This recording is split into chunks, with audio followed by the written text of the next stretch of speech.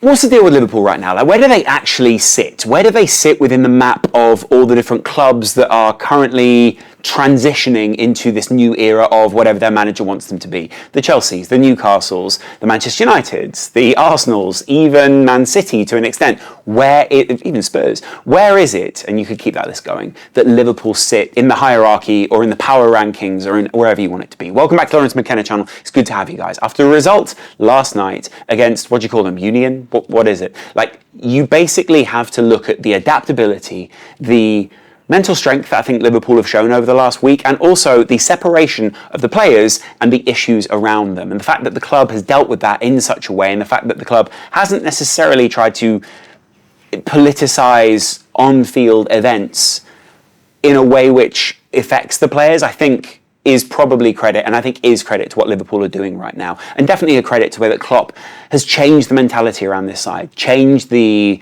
impact of, just public perception of Liverpool, because last season, Liverpool were a nervous side. They were a team who were struggling to adapt to a new style of football that the coaches were asking them to do. They were struggling to move away from a style of football that they really loved to play and was very effective, and also a kind of a comfort blanket of a style of football, because if you execute in some of those environments, you're very likely to get an outcome. But as football transitions away from that, and Liverpool can no longer play the same style of football, possibly because people are saying, well, we know how to unlock you now, or we know how to lock up against you, you need to change. Things need to be different.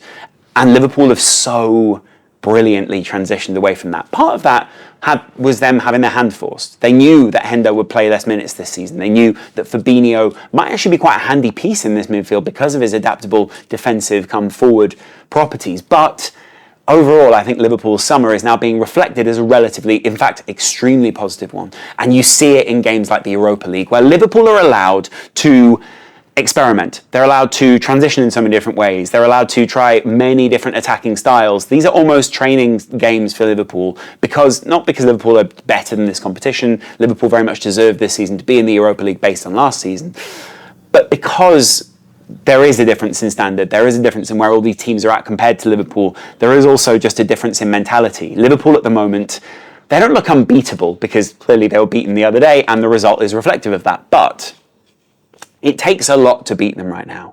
It takes a lot to get beyond this team that are well bonded, have a huge understanding between each other, no matter which pieces you switch in and out, even though obviously you have preferable pieces.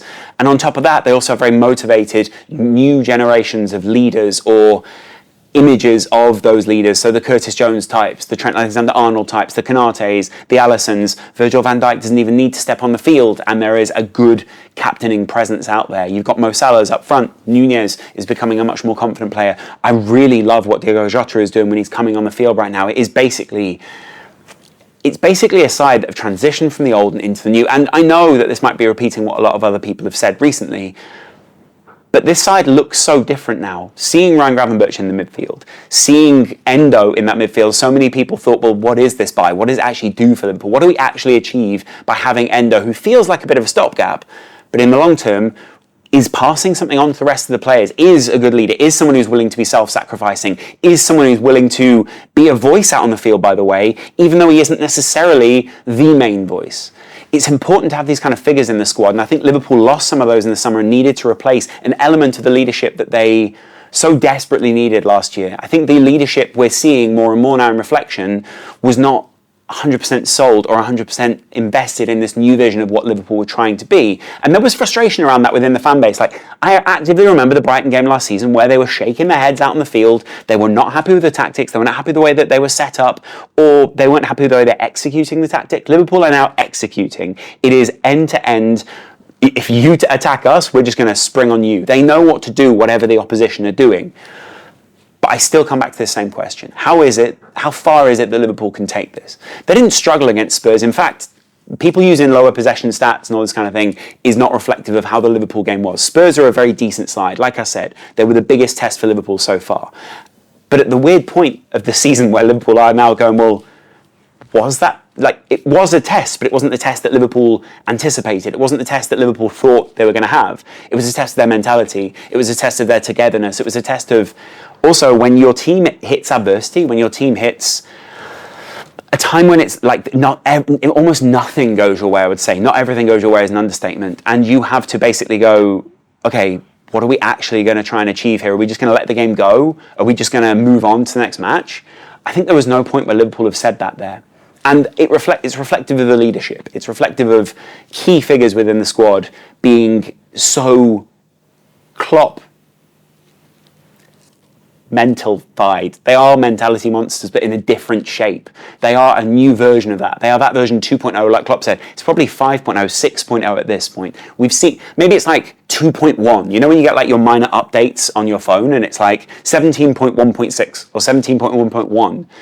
Klopp is making these minor tweaks on a weekly basis, and the Europa League is an amazing place to experiment with that. You can see how free most of that front line feel. You can see how Curtis Jones is having an impact on the game. You can see kind of how crazy it is that we've managed to get McAllister, Szoboszlai and Gravenberch all in the same summer. We can sub one off for the other and completely roll dice in a different way now. It doesn't feel like a cheat code, but it feels like a very considered, really good investment plan that Liverpool have had. Now, one thing people do seem to be levelling at Liverpool at the moment is, oh, well, if Liverpool get injuries, this could all fall apart.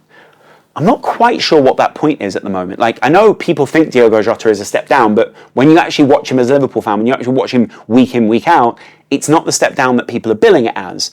When maybe Mo Salah is an injury that Liverpool can't afford to sustain, but even then, I'd kind of love to see what Szoboszlai would do out there. I'd love to see what Doak could do out there. I'd love to see how Liverpool would deploy just with the difference on that right wing, even though Salah is so effective right now, even though, you know, basically Mo Salah is a talismanic type player for Liverpool. Liverpool are sharing that responsibility out. That core group that felt so key to Liverpool even just a season ago is disbanded. The mentality that they had is now different. And I think the importance of acknowledging the Kwanzas coming through, the Tsimikas putting in decent performances, Trent being able to sub off and not be nervous about where Joe Gomez is, having an Endo in there and being able to sub him off for a completely different shape of player, having Curtis Jones in there or Harvey Elliott or whoever it is. Do you know what I mean? Like, there's just like players where you can experiment with them. Watching Harvey Elliott like do that driving run for, I don't know if it was for a goal, but there was like a driving run at one point and you're sort of like, what? Why is that? Why is he doing, like, is that meant to happen? And there are, like, there's the Curtis Jones moment where he shoots and it goes a little bit wide. There's like so many moments where I go, that these passes, these drives wouldn't have happened last season. Not as a knock on the personnel, not as a knock on the team that Liverpool were last year, although we can critique them very heavily, just that this side now understand where you have to be. Like, they have to, last season, that guy makes a driving run and everyone else kind of stays static and goes, what is it that we're meant to do? And the difference is stark. Like, I know that at this point we can't compare Liverpool at the very top level because they're not in the Champions League, and that's why I'm not saying like this is some sort of unbeatable side that is never going to be challenged. I'm still really eager to see them against Arsenal, City, even Manchester United, even Chelsea. I think we saw them against Chelsea on the first day of the season. I think neither side were really in their final form, so it's difficult to judge them. But you get my point, like there's something there that you want to watch. That Liverpool are again box office. Liverpool are again conscious of where they're at. It isn't just like this kind of like, oh yeah, we're playing a game again. When the opposition score early, it's because they have had to put a good move together. But what's weird about that is Liverpool almost go, okay, you score, we score. And the funny thing is, like, I think a lot of people thought that would be the undoing of Liverpool this season because someone would score and then Liverpool wouldn't. This side seems so adaptable, able to cross, able to play those little sideways passes, able to play a little like back ball where you just wouldn't have seen that last year, able to float the ball in. If you want to get it to go to Hakpo with his back to goal, you can do that. Obviously not right now, he's injured, but you get my point. If you want Darwin Núñez as an option, you've got that. If you want Diaz out there, it's such a special player, by the way. You barely even mentioned him so far. There are so many different options. The opposition don't quite know which way they're being twisted in at any one point. And Liverpool seem very capable of shifting between these different game modes. So I get it, like there is criticism of Liverpool right now. There is this idea of like, well, when they're really tested, what then? But they were tested against Spurs with 9 men. It wasn't like they were tested 11 versus 11. When they were 11 versus 11, it was very different. At the moment, people are talking about Konate as a Rolls Royce. I get it. I see that, like, you know, obviously the hyperbole is fantastic and we should gas him up. I think getting momentum in this time is really important. Making players feel confident on the ball, getting them touches in a real game situation. This almost feels like a pre-season still to Liverpool.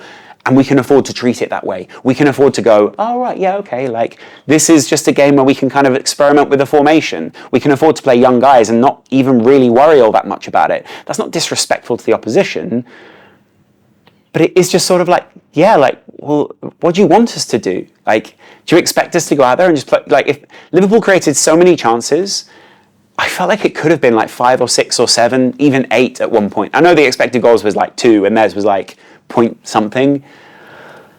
But the point was there were a lot of opportunities for Liverpool. The places they take their shots from now are now very Liverpool. You know what you're going to see, but also you, as the opposition, you don't know whether they're going to shoot, play a back ball, play.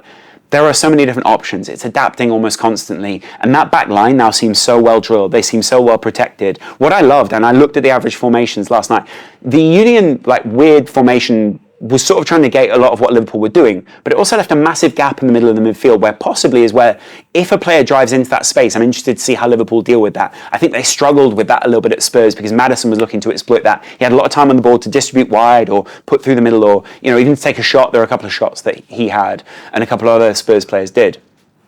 The point being, like, Liverpool actually had last night this kind of collective one defensive midfield. I know they can sit one guy there, but when you look at the heat maps and where Liverpool is sitting right now, there's multiple different players covering that position. Ryan is like all over the place. He is prolific on that right-hand side. You could say the same for Curtis Jones or Harvey Elliott, whoever it is. Even Tsimikas is having like a weird kind of, hey, there's loads of space here, just go and exploit it. And you could see they just didn't know how to deal with it. And that's enjoyable to watch. Watching this Liverpool team in full flow is great. Watching them being able to experiment is really good fun. But I'm still waiting for someone to try and like a Pep or someone to just tactically work out where Liverpool are weak. It's around the sides there. There's a middle like corridor, I want to say, that is sort of like who's your man here. And I get it, like multiple players are picking multiple people up and they probably have assigned people or assigned actions that they do. It's almost like a deeper kind of defensive press that Liverpool do when a Spurs or someone like that get into that space. But it's fun to watch. It's really interesting to see how they're executing right now. And I've not even mentioned Alisson. I just really enjoy just watching him like kind of experiment with how he's moving his body and sort of just become a better goalkeeper through just being able to just go out there and experiment out in the field. I'd love to know what your guys' thoughts are. I think it was a really dominant performance. I think it was one where Liverpool just looked very conscientious. They didn't really seem to ever struggle. And it was really like, yeah, let's just move through the gears and get this one done. I loved it, but I'd love to know what your guys' thoughts are. I'll chat to you guys in a little while. Much love.